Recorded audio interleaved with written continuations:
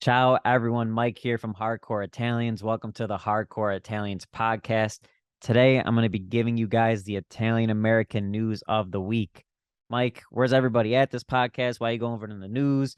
Yada, yada. Well, because there's a lot going on that I want everyone to know about in the Italian community. A lot of fun stuff, a lot of things that we email out on a regular basis. Normally, when we do the news of the week, there maybe is 2 to 3 stories. Well, there's like 15 this week. There's a lot going on, and I kind of wanted to recap some of my favorite ones. But if you want to read in depth any of this stuff, I'm going to put links in the description. I'll put a link towards our blog for you to read these fully. I'll put a link towards our newsletter so you get these emailed to you every week. And yeah, all these will be sourced. So feel free to read along and check it out. I'm simply going over some of our articles written by our team and adding my own twist, and also just talking from experience on a lot of it. I wrote 1 or 2 of them too as well. But guys, I want to talk about this first. If you haven't been paying attention to Italy in the World Baseball Classic, I was going to say, I don't know what you've been living under a rock, but honestly, I can't say that because a lot of the games are like 6 in the morning, 5 in the morning. It's worldwide competition, so they're playing at weird times. But if you're listening to this, chances are everything I'm saying could be kiboshed because they made it. First of all, if you don't know what the World Baseball Classic is, it's a tournament. Everybody's playing internationally. It's competing. It's Italy and USA and Mexico, and all these teams are facing each other to win the whole tournament, right? And Italy has been a huge, huge, huge underdog. They weren't expected to make it as far as they did. They almost actually lost it.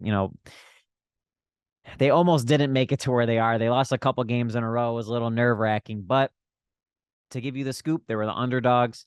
They made it to the semifinals, and the game for the semifinals is Thursday, March 16th. And again, weird time, 6 in the morning. So by the time this podcast comes out, it's probably going to be, past 6 in the morning on the day of. So if you're listening to this, check the bracket. I'm going to try to put a bracket on the screen for you. You could see Italy is in the semifinals. If they win, they move on. Obviously, if they lose, they're out of the tournament. So hopefully, fingers crossed, if you're listening to this, that they won, go check it out. But I just wanted to let everybody know about it because they've been a blast to watch. I haven't watched every game because, again, the weird times and stuff like that. But Italy, they've been going viral. When they get base hits and doubles and stuff, they're doing the hand gestures. They have Nespresso in the dugout. I don't know if you caught one of the players on their cleats. He was wearing a cornicello on his cleat. So they're doing all these funny Italian things. They're a blast to watch. And honestly, too, I like their style of play. They're not like, at least from the games I watch, they're not hitting 18 home runs a game. They're scrappy. They're playing small ball. They're getting line drive hits. And their last game was exciting. In the 4th inning, they went on a rally and they're just base hit, base hit, base hit. It was cool. They're fun to watch. They won 7-1 in their last game. So they have a chance. I'm not putting all my money in the world on them, but they do have a chance. They are in the finals of the tournament. So very exciting. And definitely give it a watch if they are playing because it's big. If they win, if they have a shot at this tournament, it's huge. It's a big tournament. So keep an eye on Italy and the World Baseball Classic for sure. Another honorable mention, if you want to watch some TV, for those of you who watch The Voice, I would highly recommend to follow the girl, Kate Cosentino. So about 1 or 2 months back, we got hit up by the Cosentino family, and we had no idea what was going on. Basically, we were told, hey, we want to do a wholesale order. We need like 20 to 30 Italian shirts. And we were like, why do you need the shirts, right? Funny enough, I personally didn't talk to. It was my dad and her mom that talked. So that really goes to show you how family oriented both of us are. But basically, we were told like, hey, we need 25 shirts for our family. And usually whenever somebody wants to do a wholesale order with us, we ask why. What do you need the shirts for? Could you take some pictures in it? Whatever. And we just always ask and get some information. So her mom just straight up said, like, it's confidential. I can't say. So we were like, what is going on? What's the deal with these shirts? Well, sure enough, last night we found out it's because Kate was on audition for The Voice. She was a singer on The Voice. She did a blind audition, and we were watching. And if you haven't checked her out, check her out watch the clip. It's in the blog. I'll link it. But this girl gets on stage. Before she gets on stage, they talk about her family life and stuff, and you could tell like being Italian is very clear in our identity. So we got an Italian American root for it in the voice, which is cool alone. But she came out and she sang fantastic. She sang really well. So for those of you who aren't familiar with the voice, basically celebrities have their chair turned behind the stage so they can't see who's on the stage like this. And the person gets up and sings. And if one of the celebrities likes the voice and they think they have potential, they choose to coach them. Well, if they want to coach them, they hit a button, the chair turns around, they get to look at the person. And when Kate went up, she sang well. She got 3 of the 4 to turn around. It's Chance the Rapper is one of them, Niall Horan is one of them, Kelly Clarkson is one of them, and Blake Shelton is one of them. So they all listened to her. All of them turned around except Blake.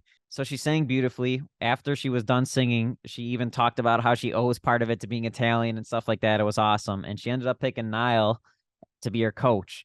And there was a lot of jokes back and forth about how, he's Irish and she's Italian. So it started making sense. Basically, the family had a watch party, and I'll pop up the picture too on screen, but the family had a watch party, and there's like 20 of them all wearing the Italian shirt, all watching her live and supporting live. It's awesome. So guys, do us a favor. She's cool with hardcore. So please support her, watch the show. It's a big deal. I mean, I looked it up. It said 6 million people watch The Voice. I had no idea. To be honest, I didn't even really get into The Voice too much. I know a couple of people we talked to have been on it before, and I've seen a couple episodes, but very cool. It's cool to see some Italian representation. The girl's very proud to be Italian. You could tell that right off the bat. So check out The Voice next time it's on. I think there might be more blind auditions, but after that, give her a watch. She's exciting for sure. So in some politic news, Lori Lightfoot will no longer be the mayor of Chicago. For those of you who don't know, we are based in Chicago, so the story is pretty close to us. The JCCIA, the Joint Civic of Italians in Chicago, they are directly been battling Lightfoot on this issue for quite some time, over a year. Basically, to give you the backstory, once the George Floyd incident happened, a lot of people were vandalizing the Columbus statues, and Lori Lightfoot ended up making the decision to temporarily remove the statues. And when she removed the statues, she violated a law. And to quote our blog here, there was an agreement from 1973 between the group and the city that requires written consent to make any altercations to the statue. So there literally is a rule that she violated on this issue. And basically, in her defense, she said that, well, I'm not going to reinstate the statues without a safety plan in place. So the JCCIA developed a safety plan, and they actually gave her the safety plan, and she still refused to put the statues back up. So after all this, the JCCIA put a lawsuit on Lori Lightfoot to get the statue going, and it's been an ongoing thing.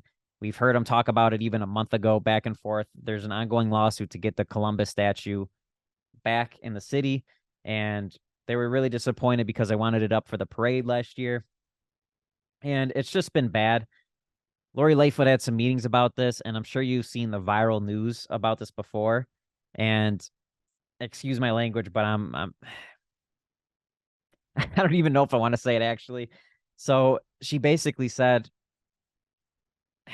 I can't believe I don't even want to repeat it. It's crazy that this is coming from the mayor of Chicago. But she was on a Zoom call, and she was quoted in the Zoom call to say she has a bigger dick than Italians. You can't make this up. And it was a lot worse than that. She actually said the D word. Funny to say. I just don't want to be repeating all this. It's pretty bad. She was quoted to swear and say like it's a D measuring contest and all this stuff like 5 times, which really, that's not what it's about at all. There's a whole different meaning to the Columbus Day stuff than most people read into, and it's very close to the hearts of a lot of these Italian organizations. And we really encourage you to read more about it. I don't want to get too much into it today, but basically, Lori Lightfoot's been battling Italian Americans for a long time, and she's removed. Pretty big news for Chicago, pretty big news for Italians. I mean, it's been in the news for quite some time. I mean, regardless of your opinions on the statues and Columbus and all this stuff, I mean, for somebody to say I have a bigger dick than the Italians and just completely disregard it in a community in Chicago is pretty bogus.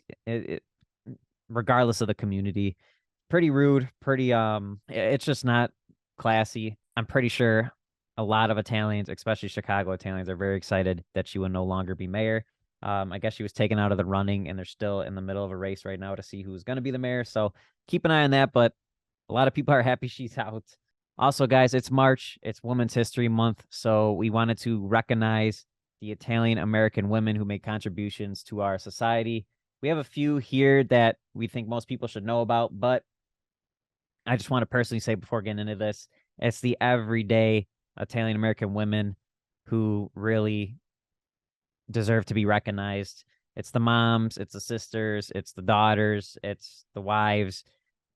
The Italian American women really have, I don't know where I'd be without them.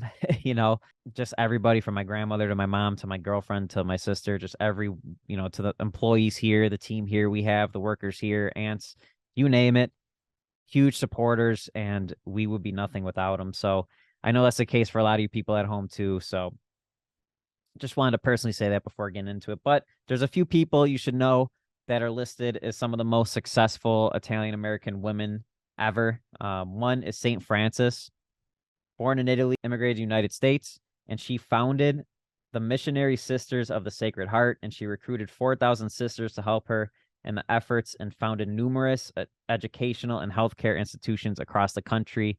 Pretty big one was in 1946. Another big Italian American woman to know about is Angela Bambis, who organized the International Ladies Garment Workers Union in New York and Maryland in the early 1900s. So she was a factory worker, but she eventually became the first woman to break through the all-male leadership of the organization and was elected to be the president of the Ladies Garment Workers Union, the ILGWU. So it was a big deal. She was one of the first women to break into a male industry, worth knowing her name. The next girl is Catherine DeAngelis. She became the first woman editor of the Journal of the American Medical Association, the JAMA, and she also served as the vice dean at Baltimore's Johns Hopkins School of Medicine. And again, there's more women on this list. I'm just recapping some from our blog here, so please check out the full list on our blog. We really appreciate the support there. But the one I wanted to mention is Mary Lou Retton. She was the first female gymnast from outside Eastern Europe to win the Olympic gold medal, and she was elected into the National Italian American Sports Hall of Fame in 1992. National Italian American Sports Hall of Fame has been in Chicago for so long, and we just love that organization. So anybody who's a part of that organization, we just wanted to mention. So that's all the news I have for you guys today for this week. If you want to get more updates, there was a lot of stuff you missed in the previous week. Sebastian Maniscalco, Robert De Niro have a new movie. There's some controversy with Trump and Ron DeSantis that we covered. It was Carnivale the other week. So if you want to get updated on the Italian American news, hit like, hit subscribe, follow us. We really appreciate it too. It means a lot. Guys, shop the merch, support the merch. This was a Shirt of the Month Club piece of merchandise. You can't get any more.